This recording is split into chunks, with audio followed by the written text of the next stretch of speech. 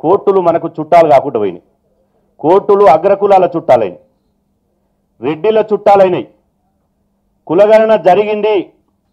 ఇలా ఒక విషయం ఏంటంటే మన సమాజానికి తెలవాల్సింది ఏంటంటే చాలామంది కొంతమంది మేధావులు అనేబడే వాళ్ళు కొంతమంది రకరకాలుగా సుప్రీంకోర్టు 1992లో ఇందిరాసాని కేసు ఉంది.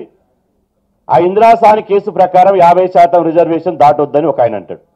ఇంకొక ఆయన ఏమంటాడు 2010లో Krishnamurthy versus of union government of India case ఉంది, అందులో కూడా 50% దాటొద్దంటాడు.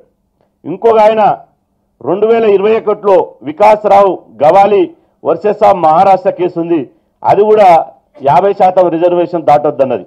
వాస్తవమే, ఆ జడ్జిమెంట్లు 3 జడ్జిమెంట్లు 50% దాటొద్దన్నది. దానికి మద్దతు ఇస్తూ హైకోర్టు ఇప్పుడు స్టే అందుకనే ఇచ్చింది. ఇవాళ మానవ సవాల్ ఏంటంటే, బీసీల సవాల్ ఏంటంటే, ఎవరైతే న్యాయ నిపుణులు ఉన్నారో, ఎవరైతే ఈ 50% సీలింగ్ దాటొద్దన్నారో, నేను అంటున్నా 1992లో భారతదేశ జనాభా ఎంత?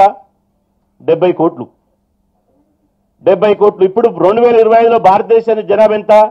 142 కోట్లు. అంటే 50% ఏవో జనాభా పెరిగింది, 50% ఏవో బీసీలు పెరిగింది. మరి 92లో ఉన్న జడ్జిమెంట్ ఇప్పుడు రాకుంటుందా? జనాభా పెరిగినప్పుడు బీసీ రిజర్వేషన్ పెరగాయా? 2010లో వచ్చినటువంటి కృష్ణమూర్తి కేసులో కూడా, 2021లో వచ్చిన మహారాష్ట్ర కేసు కూడా కులగణన జరగక ముందుకు మాత్రమే వచ్చిన కేసులు అవి. 1931లో బ్రిటిష్ వాళ్ళు జరిపినటువంటి లెక్కల ఆధారంగా ఆ రిజర్వేషన్లు వచ్చినాయి.